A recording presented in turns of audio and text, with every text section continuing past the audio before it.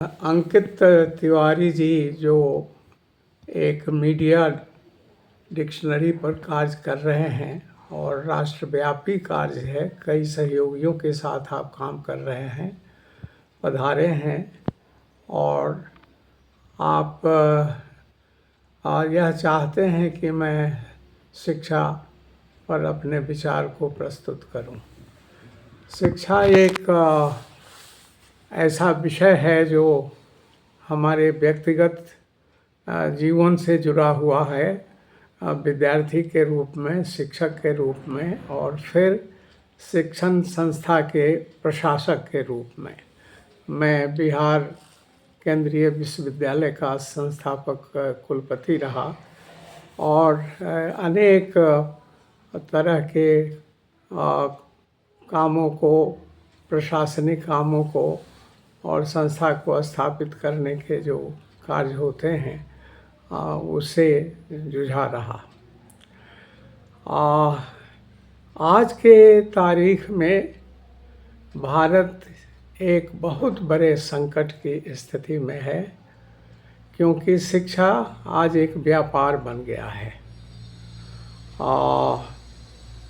प्राथमिक विद्यालय के पूर्व जो नर्सरी विद्यालय होता है, वहाँ उन बच्चों के लिए भी जो संस्थाएं बनाई जाती हैं, वहाँ से लेकर अब देश में विश्वविद्यालयों की संख्या सैकड़ों में नहीं बल्कि हजारों में पहुँच गई है।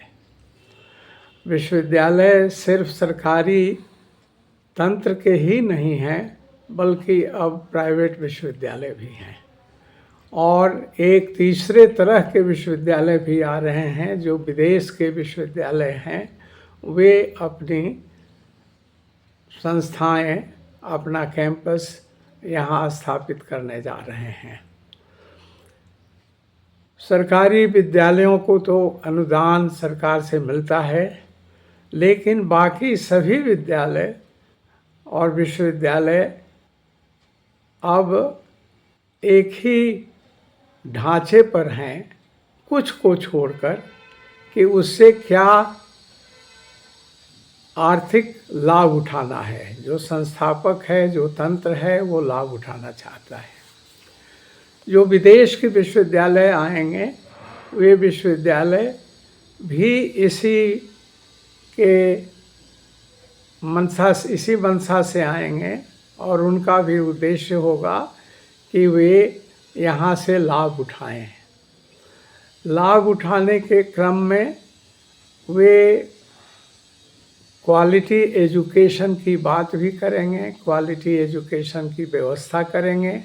उसमें उनका बजट बहुत लंबा चौड़ा होगा और वह बजट ऐसा होगा कि सामान्य जन उसका लाभ नहीं उठा पाएंगे।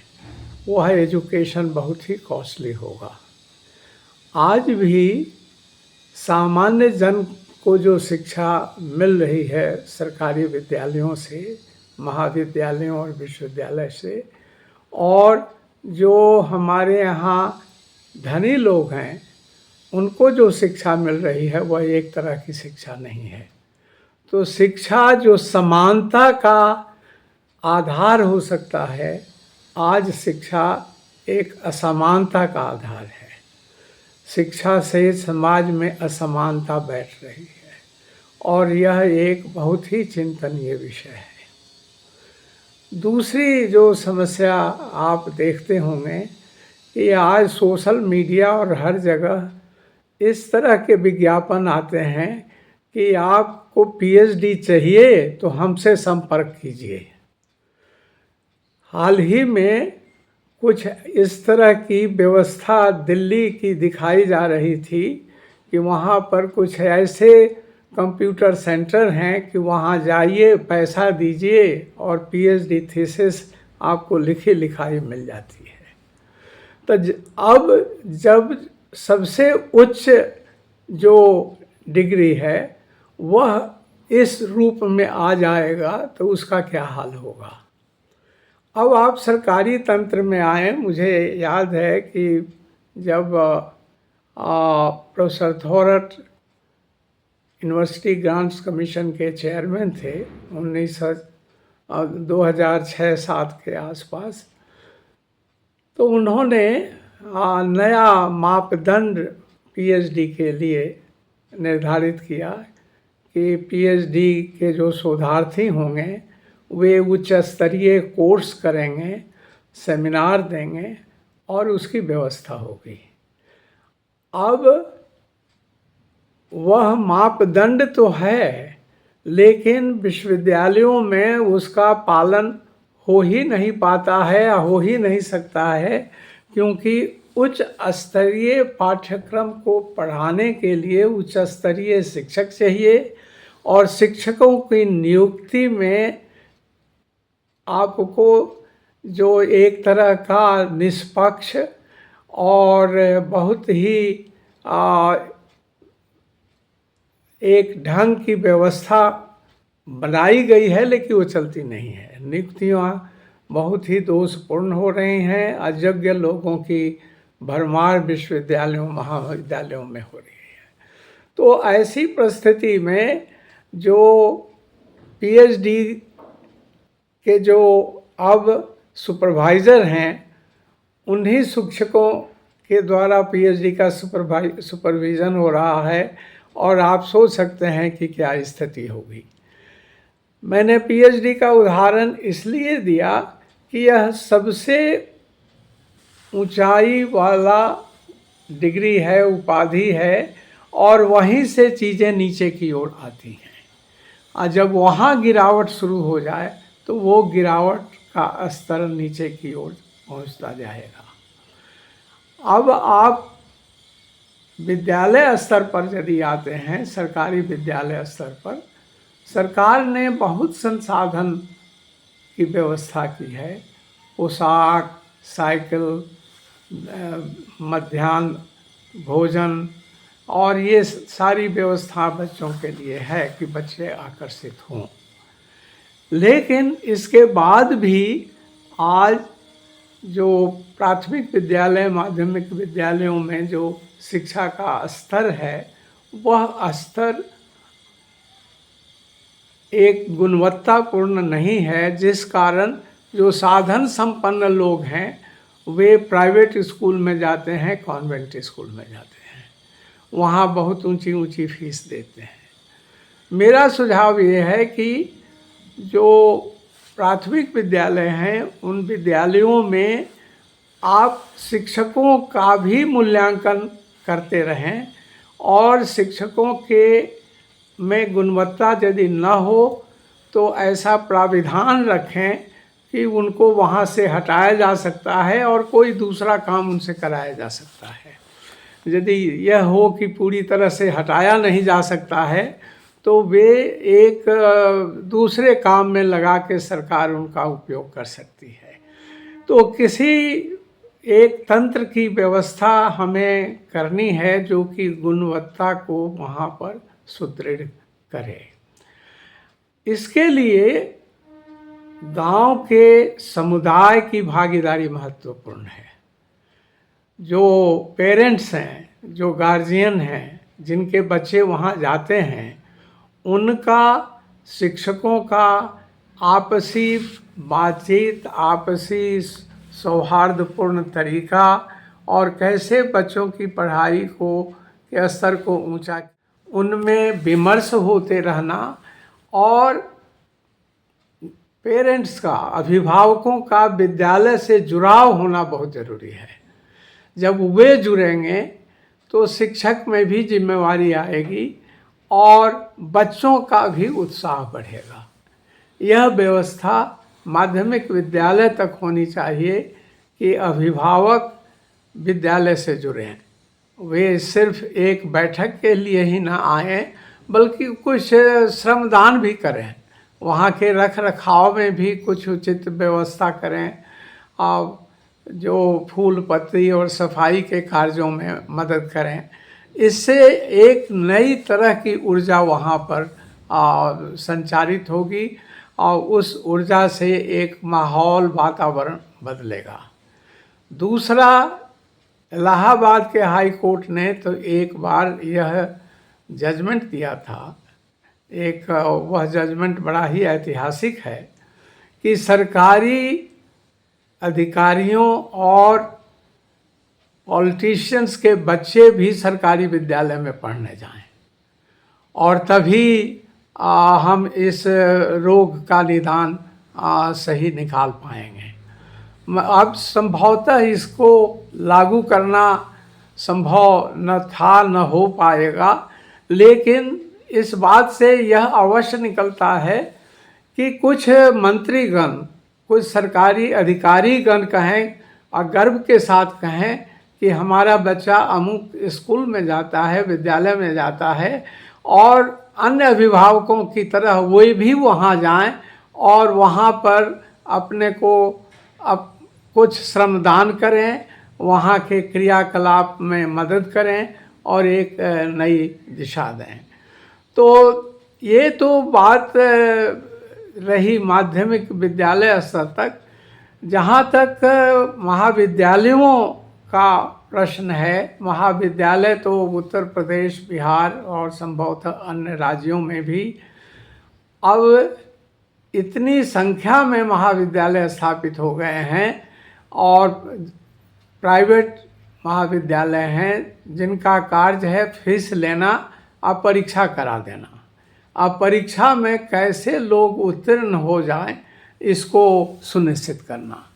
इस तरह के महाविद्यालयों में आके को बनाए रखने का कोई औचित्य नहीं है।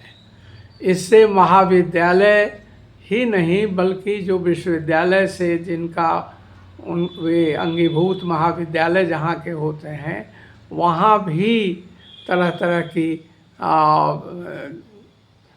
दुष्कारियाँ शुरू हो जाती हैं, और हमें प्रयास करना चाहिए कि इस पर एक नई सोच हो, नई विधा हो, जिसके द्वारा महाविद्यालयों को आपको मान्यता मिले।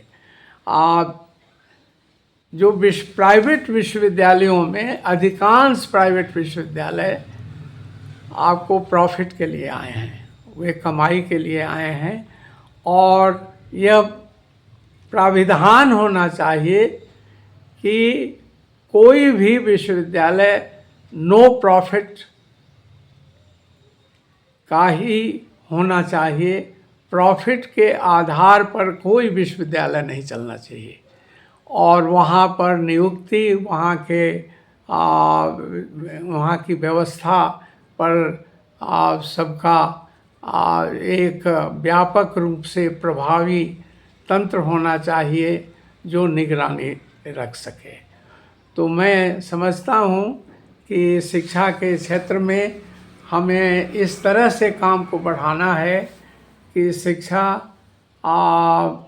सबके लिए हो, शिक्षा सबको एक समान मिले, शिक्षा की गुणवत्ता में एक संस्था दूसरे संस्था में फर्क न हो सकता है, लेकिन ऐसा फर्क न हो जो कि बिल्कुल ही किसी कोई विद्यालय और महाविद्यालय मात्र आर्थिक कारणों से चल रहा है, आर्थिक लाभ के लिए चल रहा है, और कुछ ही विद्यालय जो हैं उच्च स्तरीय हैं, यह ठीक नहीं है।